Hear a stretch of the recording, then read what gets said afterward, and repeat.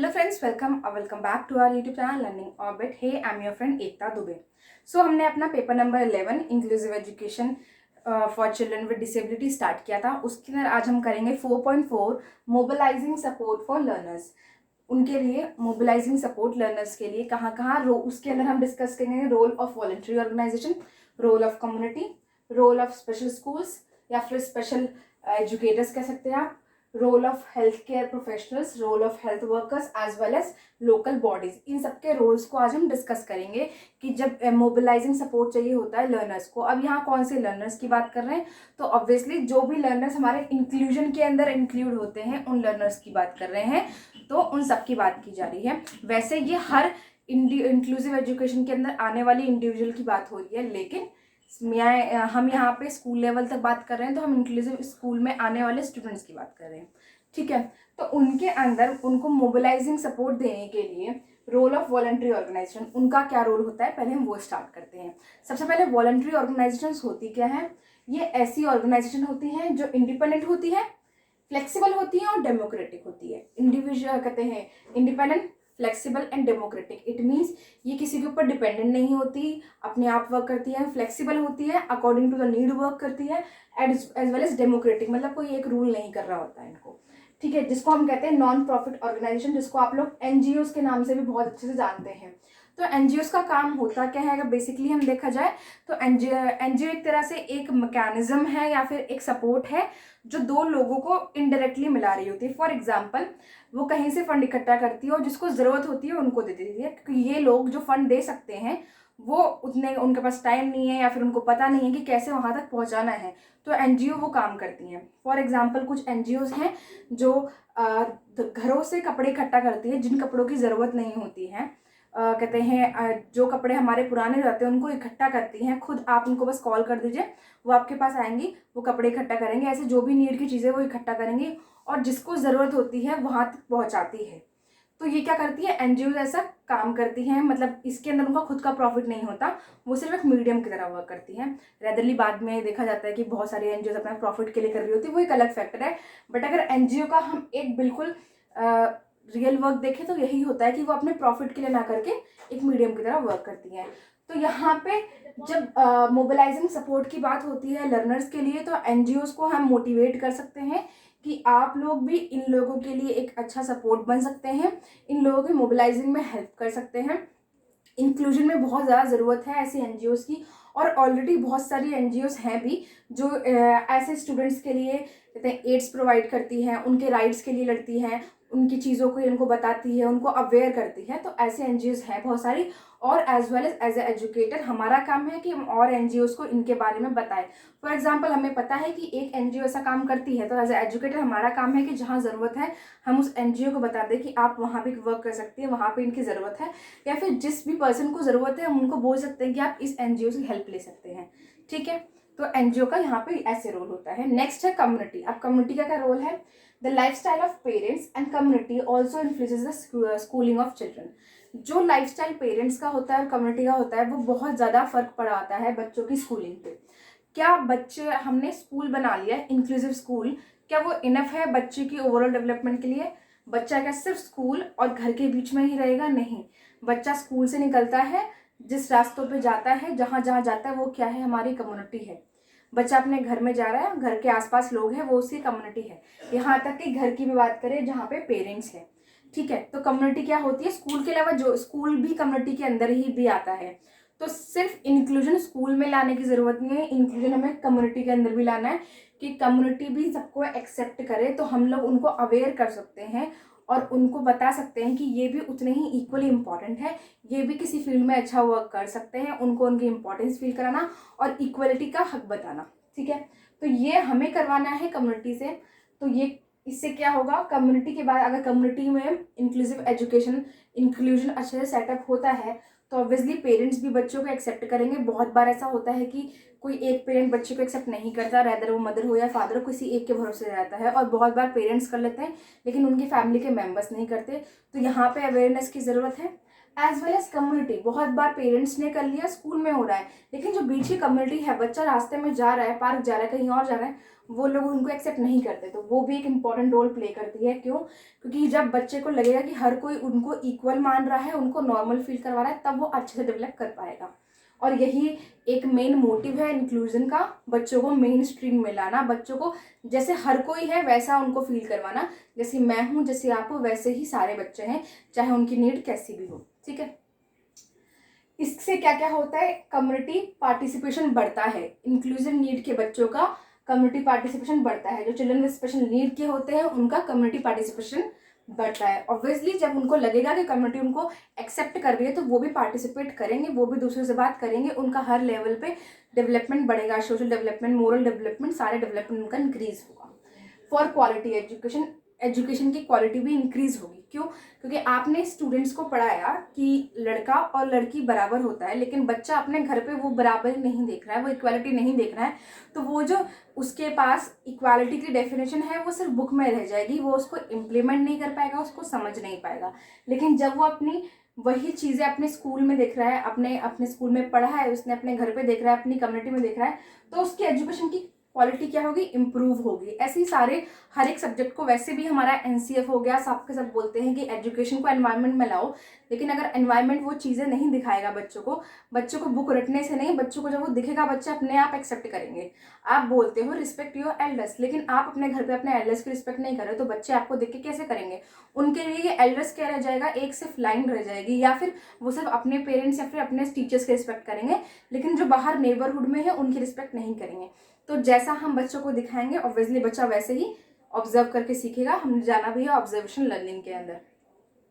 Now in teaching learning process और as well as teaching learning process भी increase होगा, better होगा, क्योंकि जब बच्चा हर चीज़ अच्छे से सीख रहा है तो उसकी टीचिंग लर्निंग भी कहीं ना कहीं कम्युनिटी में बेटर होती रहेगी। ठीक है, तो ये रोल हुआ कम्युनिटी का इंक्लूसिव एजुकेशन के अंदर, उसके अंदर मोबिलाइजिंग सपोर्ट प्रोवाइड करने का। अब बात करते हैं स्पेशल स्कूल। स्पेशल स्कूल कैसे कर सकते हैं? ऑब्वियसली बहुत बच्चों की नीड ऐसी होती है जो इंक्लूजन में पूरी नहीं हो पाती। क्यों? क्योंकि इंक्लूजन में कहीं ना कहीं सारे बच्चे होते हैं, तो बच्चों को एक अलग सपोर्ट चाहिए ही होता है, वहाँ पे स्पेशल स्कूल वर्क करते हैं। और स्पेशल स्कूल की इंपॉर्टेंस आई थिंक जो ये वीडियोस देख रहे हैं उनको अच्छे से पता है, क्योंकि अगर हम 4.4 तक आ गए हैं तो हमने स्पेशल स्कूल्स को अच्छे से डिस्कस पहले ही कर चुके हैं, और पहले बहुत सारे पेपर्स में हम डिस्कस कर चुके हैं। ये आपका सेकेंड ईयर है, फर्स्ट ईयर से हम पढ़ते आ रहे हैं। ठीक है, स्पेशल स्कूल्स हमें प्रोवाइड करते हैं सारी फैसिलिटीज, सारी हमें राइट्स बताते हैं, सब कुछ हेल्प करते हैं, बच्चे को एक अलग एनवायरनमेंट प्रोवाइड करते हैं। और जब बच्चा स्पेशल स्कूल्स में क्या होता है, बहुत बार बच्चा इंक्लूजन में जाने के लिए उतना कंफर्टेबल नहीं होता, तो पहले बच्चों को स्पेशल स्कूल में कंफर्टेबल किया जाता है, फिर उसको इंक्लूजन में रखा जाता है, जब उसके अंदर थोड़ा कॉन्फिडेंस डेवलप हो जाता है। अब चांस कहते हैं प्रॉब्लम क्या होती है, जब बच्चों को लगता है, फर्स्ट ऑफ ऑल तो वो स्कूल जाने के लिए मानते नहीं हैं, लेकिन जब वो स्पेशल स्कूल में जाते हैं उनको लगता है कि उनके जैसे ही सारे बच्चे हैं, तो वो स्टार्ट करते हैं अपने आप को डेवलप करना, उनका कॉन्फिडेंस इंक्रीज होता है। उसके बाद उनको इंक्लूजन में सेटअप किया जाता है, तब वो नॉर्मल बच्चों के साथ भी घुलना मिलना स्टार्ट करते हैं। ये उनके कॉन्फिडेंस, उनकी सेल्फ स्टीम को लेकर किया जाता है। ठीक है, फिर हेल्थ केयर प्रोफेशनल्स। अब हेल्थ केयर प्रोफेशनल्स के रोल को डिस्कस करते हैं। तो हमारे हेल्थ केयर प्रोफेशनल्स होते कौन कौन से हैं? Psychologist, doctor, speech therapist, OT, special teacher, social worker, school manager, parents. इन सब का अपना अपना रोल है बच्चे की नीड के अकॉर्डिंग। साइकोलॉजिस्ट जहाँ बच्चे को ज़रूरत है काउंसलिंग की, बच्चे के पेरेंट्स को ज़रूरत है, बच्चे के नेबर्स को ज़रूरत है वहाँ जाने की। डॉक्टर बच्चे की जैसी भी फिजिकल हेल्थ है उसके अकॉर्डिंगली। स्पीच थेरेपिस्ट अगर बच्चे को नीड है स्पीच थेरेपी की, तो कहते हैं स्पीच थेरेपिस्ट की ज़रूरत है, ओटी की ज़रूरत है। स्पेशल एजुकेटर तो उसका पूरा वर्क ही देखता है, उनका एडीएल से लेके उनके आईपीज, लेसन प्लान सबके सब डील करते हैं। सोशल वर्कर्स उनको और उनके पेरेंट्स को हर चीज़ से अवेयर करवाते हैं, उनके राइट्स के बारे में बताते हैं। ठीक है, school manager, obviously school management भी बहुत हद तक उनको उनके राइट्स के बारे में बताता है। स्कूल के अंदर बहुत सारी चीज़ें प्रोवाइड है, लेकिन स्कूल मैनेजमेंट उनको बताएगा नहीं, तो टीचर्स को पेरेंट्स को पता कैसे चलेगा, स्टूडेंट्स को पता कैसे चलेगा? तो स्कूल मैनेजमेंट भी एक इम्पॉर्टेंट रोल प्ले करता है। और सबसे इम्पॉर्टेंट है पेरेंट्स। जब तक पेरेंट्स सपोर्ट नहीं करेंगे, ये लोग कितना भी कर ले कुछ नहीं हो सकता। क्यों? क्योंकि बच्चा मोस्टली अपने पेरेंट्स के साथ रहता है। इन सब एक्सपर्ट्स के पास, प्रोफेशनल के पास वो स्कूल में 6 घंटे रहेगा, एक्सपर्ट्स के पास 1 घंटा रहेगा, 2 घंटा रहेगा, लेकिन मोस्ट टाइम वो कहाँ गुजारता है? अपने घर पर गुजारता है। तो वो जरिए सबसे ज़्यादा इंपॉर्टेंट है। Okay, now next is health worker and local bodies. अब हेल्थ वर्कर और लोकल बॉडीज़ क्या करते हैं, हेल्थ वर्कर्स में तो आते हैं प्राइमरी हेल्थ वर्कर, जहाँ पे हम कहते हैं फर्स्ट एड की बात करते हैं, जो भी फर्स्ट एड की ज़रूरत होती है किसी भी एक प्रॉब्लम के लिए, तो वहाँ पे आते हैं हेल्थ वर्कर्स। इसके लिए अपने जो भी फिजिशियंस हैं नॉर्मल हॉस्पिटल में हेल्थ वर्कर्स होते हैं उनकी हेल्प लेते हैं। और लोकल बॉडीज़ में ये सब आते हैं जो हम अभी पढ़ेंगे। और लोकल बॉडीज़ में क्या कह लीजिए आप, इन सब में ही ये सब आते हैं इनडायरेक्टली और डायरेक्टली। अब लोकल बॉडीज़ क्या है, हमारी कम्युनिटी के अंदर तो है, तो इनडायरेक्टली कुछ लोकल बॉडीज़ में क्या आएगा, एनजीओज आएंगे, एनजीओज के बारे में हम पढ़ चुके हैं। तो ये सब कुछ डायरेक्टली और इनडायरेक्टली लिंक्ड है, ठीक है। सबसे पहले नेबरहुड स्कूल्स, जो हमारे नेबरहुड में छोटे छोटे स्कूल है जो रिकग्नाइज्ड है, वो अपने आप अपनी मर्जी से काम करते हैं, वो बहुत ज़्यादा फ्रीडम होती है उनके पास। तो हम उनको बता सकते हैं कि आप अपने स्कूल में इंक्लूजन प्रोवाइड करिए। क्यों? इससे उनके स्कूल भी बेटर होगा, एज वेल एज उनके स्कूल की वैल्यू बढ़ेगी, एज वेल एज जो बच्चे वहाँ पे जिनको ज़रूरत होगी इंक्लूजन की, उनको इंक्लूजन मिल पाएगा बिल्कुल पास में ही, ठीक है। तो ये कर सकते हैं। नेक्स्ट है पीयर ग्रुप्स। अब वैसे तो हम पीयर ग्रुप्स के बारे में, उनके इंटरेक्शन के बारे में बहुत कुछ पढ़ चुके हैं, लेकिन यहाँ पीयर ग्रुप्स कैसे हेल्प कर सकते हैं। फॉर एग्जाम्पल, यहाँ से स्कूल तक का रास्ता एक डिसेबल बच्चे को जाने में दिक्कत होती है, और वहीं दूसरे घर में भी एक नॉर्मल बच्चा है जो वहीं से जाता है, तो ये दोनों, वो नॉर्मल बच्चा उस कहते हैं स्पेशल बच्चे के साथ जाएगा, उसका सपोर्ट बन के। तो यहाँ पे उसको मोबिलाइजिंग में क्या मिल गया, एक हेल्प मिल गया, एक सपोर्ट मिल गया। तो पीयर ग्रुप भी कर सकते हैं। अब इसके लिए पीयर ग्रुप के अंदर हमने किया तो पेरेंट्स की मंजूरी भी चाहिए होती है, और पीयर्स भी इतने अंडरस्टैंडिंग होनी चाहिए, उनको भी एक्सेप्टेंस होनी चाहिए। तो यहाँ पे वो दोनों ही फैक्टर फिर से आता है, कम्युनिटी के अंदर अवेयरनेस होना, ठीक है। फैमिली मेम्बर्स को अवेयर करना, उनको बताना कि हर एक बच्चे की नीड अलग होती है, आपके बच्चे की भी नीड अलग है, उस पर भी वर्क हो सकता है, उसके साथ भी पॉसिबिलिटीज है, ठीक है। क्योंकि क्या होता है, स्पेशल नीड का बच्चा है, पेरेंट्स या फैमिली मेम्बर्स सोच लेते हैं इसके साथ तो कुछ नहीं हो सकता। नहीं, हमको बताना है कि हमेशा हर जगह पॉसिबिलिटीज हैं, वी कैन वर्क, अगर हम साथ में वर्क करें तो, ठीक है।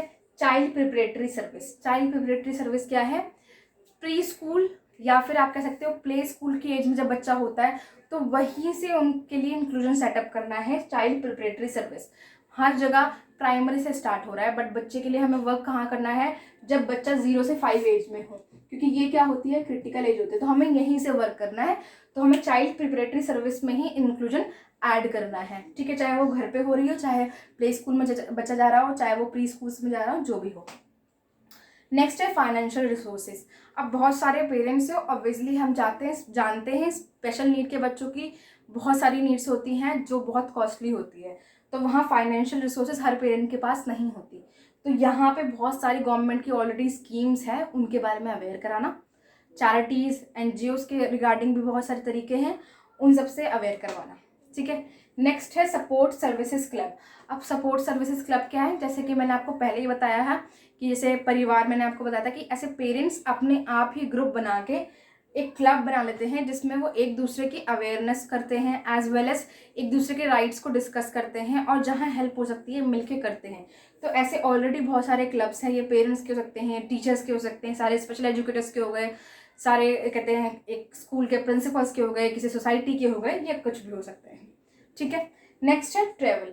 अब ट्रैवल के अंदर भी जैसे कि गवर्नमेंट की ऑलरेडी बहुत सारे स्कीम हैं, जैसे कि आप जानते हैं डीटीसी बस में, दिल्ली के अंदर जो डीटीसी बस है उसके अंदर स्टार्टिंग की जो 2 सीट्स होती है वो जो होती है स्पेशल नीड के लिए होती है, स्पेसिफिकली ब्लाइंड के लिए होती है, जो ऊपर एक प्लेटफॉर्म पे बनी होती है।